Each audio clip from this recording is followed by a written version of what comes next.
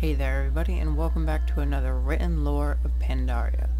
This one is located in the Arboretum, which is just north of the Temple of the Jade Serpent, and this book is called The Founding of the Order of the Cloud Serpent.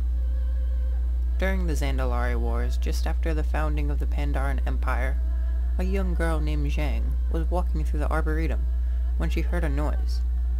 A small cloud serpent lay there on the ground, injured and near death.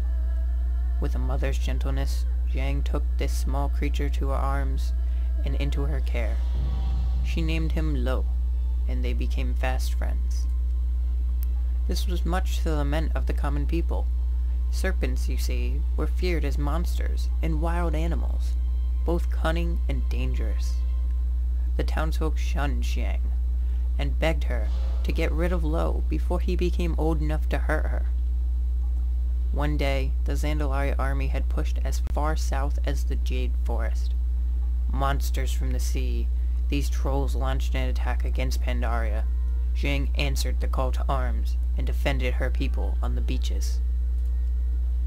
It was in one of these battles that Zhang nearly perished at the hands of a troll spear. Just as the weapon was inches from her heart, Lo came to the rescue. The serpent, only half grown, swooped in and ripped the troll limb from limb. He then gathered up the wounded Zhang and flew her from the battle to safety. When she was well enough, Zhang approached the leaders of Pandaria's defenses. These were the great warrior monks who defended the land from the trolls and other dangers. She tried to explain to them how serpents could help, how Lo had saved her, how she knew how to turn the tide of battle.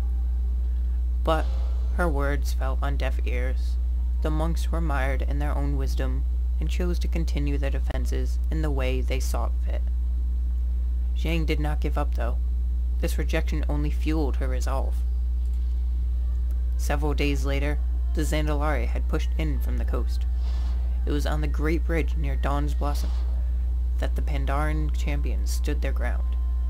With an effort, they tried to hold back the trolls, and were losing. The Zandalari numbers were vast, and the Bat Riders fought in such a way the Pandaren had no counter to. All hope of victory began to fade. And then, what should appear on the eyes of an onlooker? Zhang, riding atop her friend Lo.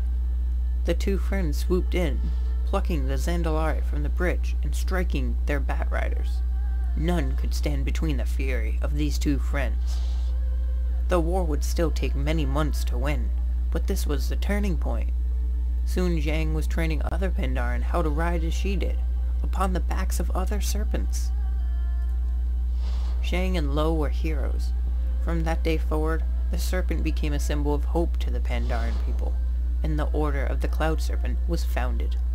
To this day, they protect and serve all of the Jade Forest.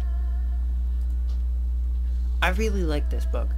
I thought when I first read it, because I read it really quick before I read this out, that I had always thought that Pandaren just kind of lived in tune with the Cloud Serpents. I always thought they saw them as just a cool little animal. I mean, look at this guy, he's cute. I mean, I can understand that they're deadly.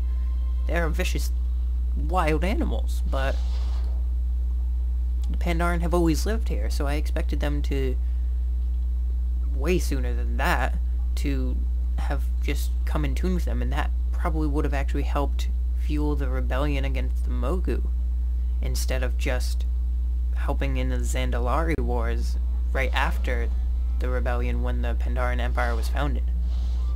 But it's cool to see how also, at first everyone was like, no, we can't do that.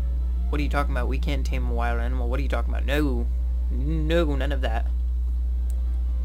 But that one Pandaren changed everything, and probably saved Pandaria from falling to the trolls. And if she hadn't accidentally found him, imagine that Pandaria would probably be a troll empire right now. And this wouldn't be Miss of Pandaria. This would be Miss of trollface.jpg. I don't know. But that was a cool book. I enjoyed it. If I find any more, I'll be reading them too. And also, the Heart of the Mantid Swarm. That will be out a little bit after this, so go ahead and check that out too. Some cool lore on the Mantid. So that's all for now. I'll see you at the next book.